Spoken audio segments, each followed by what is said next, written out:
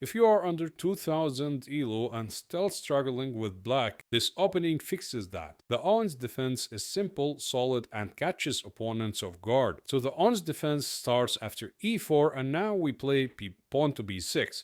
Now, it's pretty obvious we want to fianchetto this bishop and put it into this diagonal where it would put pressure on the pawn on e4. So we get d4 from white as the main line, and now bishop to b7.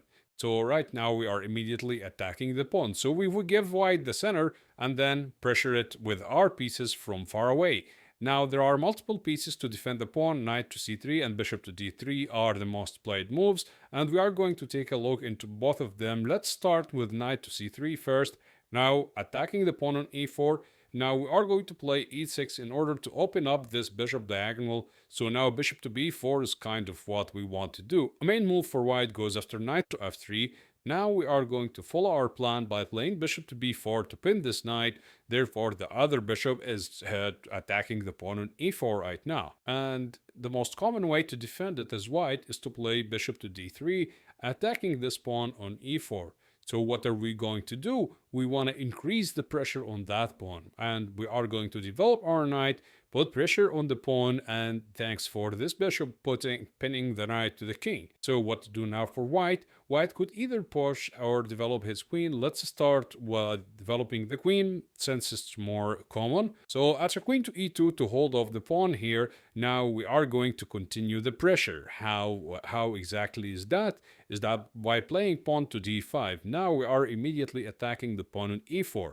So white has no time for castling, for example, since bishop takes c3 and then knight takes e4, just wins a pawn for us. But even better, with taking with the pawn would be just a simple fork and win a piece here early on. So let's come back and see how white would reply to that. Now, most of the times, white is going to push the pawn into e5. And this is exactly what you want them to do, because right now you see this bishop and this pawn is played to d5, and all of your pieces is looking into which square, this key square on e4.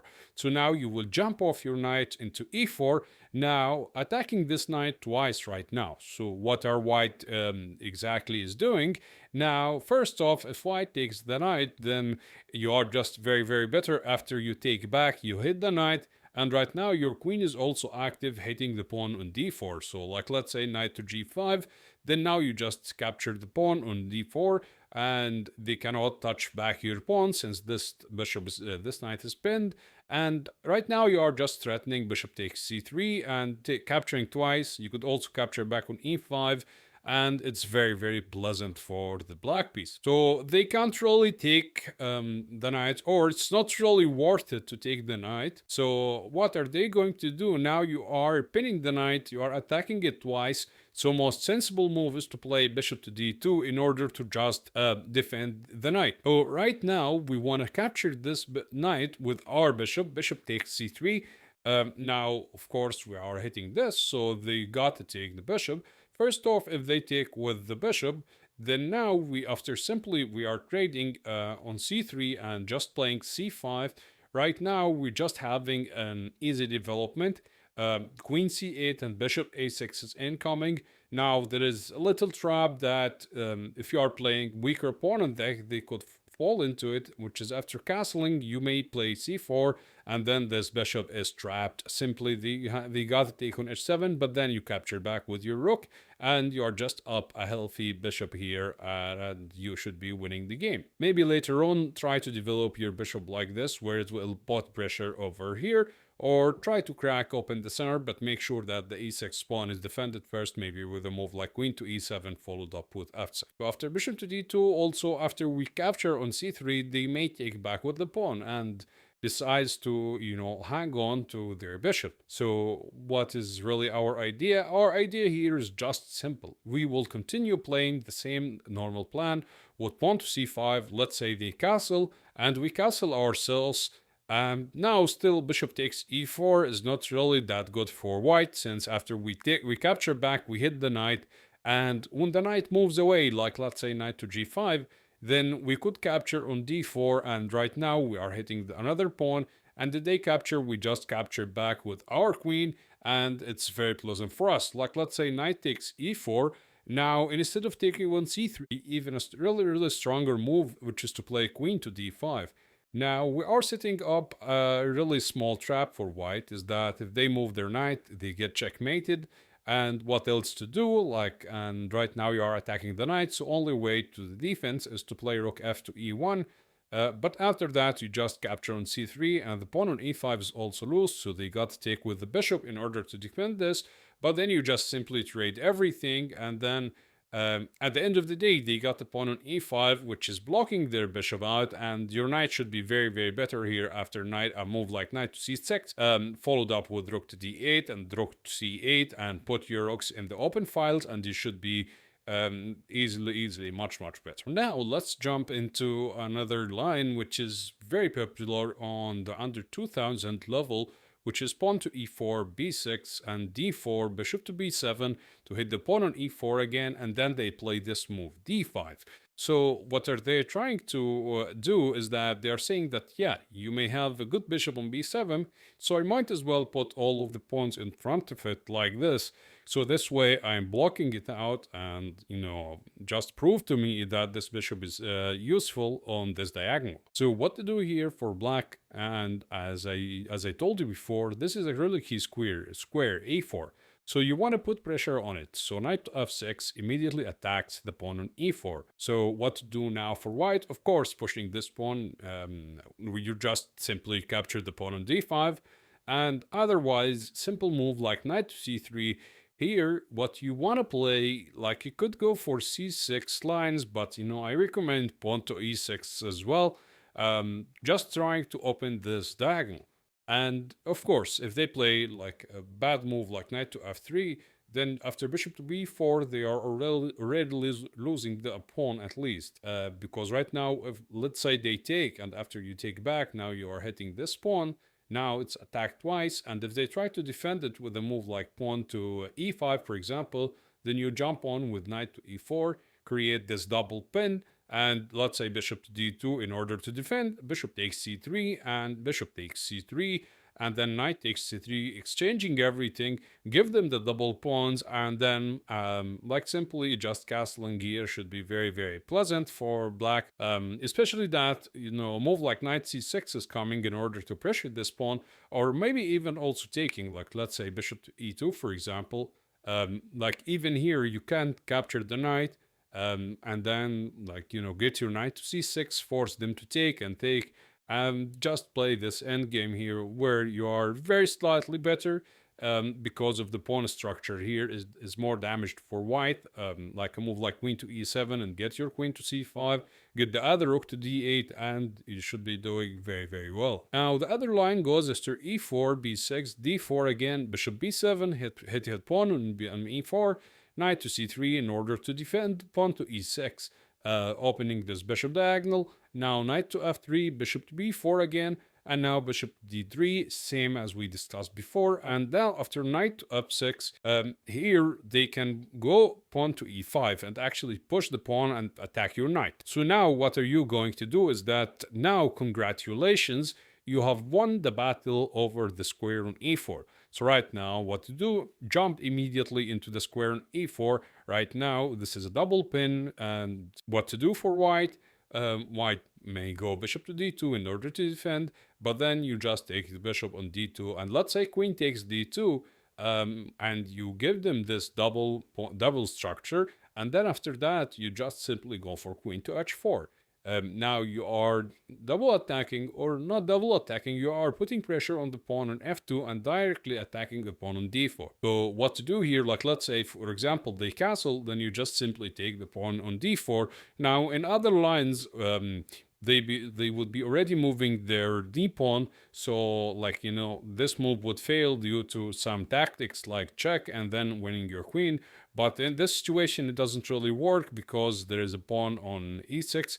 But just be careful, for example, a move like rook g1, be careful not to castle, because that would allow bishop takes h7, and actually black is getting checkmated here, but let's say if they are not, you will just simply lose your queen.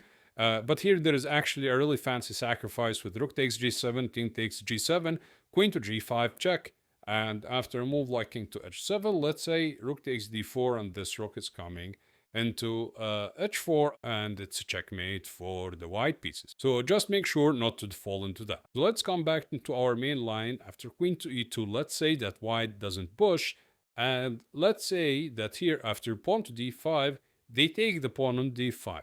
What to do here for black? Because I mean, you can just simply capture it back with your knight and to put multiple pressure here, but I recommend here to capture back with your queen, activating the queen really early on. And if you tell me that, wait a minute, this is a free queen, I'll tell, be careful, my friend, study chess, study what is really the pen means. So this is pinned, so they castle in order to get out of the way of the pin, but now bishop takes c3, b takes c3, and now here there is actually two ways of playing. The first one is to just simply castle here and allow the queens to stay on the board, like let's say pawn to a4 from white and then queen to h5. And another way of playing is that not castling, but going queen to h5 immediately. This would allow knight to e5, trying to exchange the queens, but now just simply after queen e2, bishop takes e2 and knight b to d7, challenging this knight on e5. At least here black should be equal, and white is the one who has to deal with his weaknesses over the queen side, double pawns. Really awkward. You're playing c5 quite early, and you should be very, very good. Like let's say knight takes d7, knight takes d7. Now c5 is coming, so like let's say a normal move like bishop to f4 to hit the pawn. Now you can castle queenside, which is even better, but you can just also simply just go for c5. And if they ever take you on c5, now actually they are left with the double pawns, and you should be much, much, much better. Even though the engine gives it 0.1, it's quite hard for white to play. The engine is just giving this evaluation because they got the bishop pair, but those weaknesses are going to cause white a lot of trouble in this endgame. So again here, after knight to f6, they may also not play queen to e2, but they rather play bishop to g5, saying, alright, you pinned me on c3, I'll pin you back on g5, and it's all good, right? So what to do here, and the best way to counter this is to immediately counter-attack it. Pawn to h6, what are you doing here, bishop? If bishop takes knight, then after queen takes bishop, you have already won the opening battle. You came out with the opening with the bishop pair. You have a really solid structure here, and it should be good for you. So what's duels? They may also play bishop to h4, which in that case, you may go as well pawn to g5. Now, it may seem a little bit aggressive, but since your king is not castled and it's still in the center, it shouldn't be really a problem. So here, bishop to g3 is forced, but now knight takes e4. Thanks to the spin and thanks for the support of this bishop, you win a pawn, and actually f5, f4 is also coming, which is quite dangerous here for the white player. And with it, black has got the advantage. And we get to our final line here, e4, b6 again, d4, bishop b7, hit the pawn on e4, and now what if white goes bishop to d3, which is actually the most common, like the best move here and the best way to play it. Most common is knight to c3, which we just take a look into it. So right now, what to do after bishop to d3? Now here, you want to keep following your same setup, pawn to e6, again opening up this bishop diagonal. So like if they go knight to c3, you can transpose to the same lines earlier with bishop to b4 and knight to f6 again. So what to do is that they are going to play knight to f3 in order to avoid that. And now what to do, you should keep continuing the same with knight to f6. Again, you are heading the pawn on e4. Again, you are offering the transportation into our main line after bishop to b4. So, right, so they understand that this is why they go here pawn to e5 to kick you away, and in order to avoid the main line, this is the important thing. So right now, what to do for white? Now, knight d5 could be played, but the problem is c4 is gonna come, and like this knight is really bad here. You should go knight b4, but like for example, after a move like bishop to e2, a3 is coming. This knight has to go here, or otherwise it will take the other knight square, so it's not good. So better way of playing it, just as you are playing it, which is to play knight to e4, immediately putting your knight in the center. So short castles here from white, bishop to e7, continue your development. This is important. Rook to e1 to hit the knight. And now here there is a really crucial move to play, which is pawn to f5.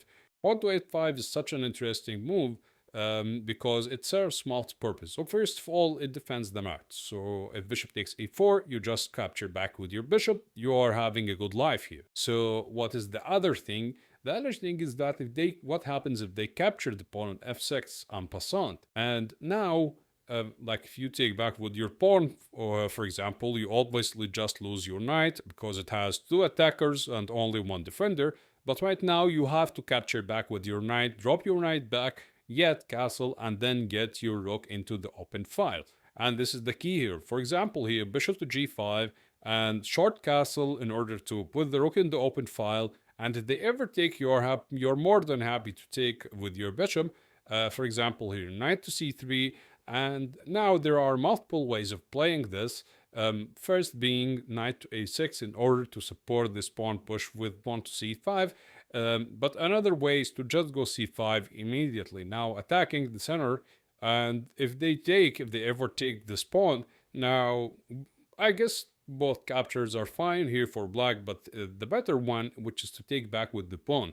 This is why, like later on in the game, you could go pawn to d5 and occupy really strong center here. But make sure not to drop the pawn e6 while you're doing it.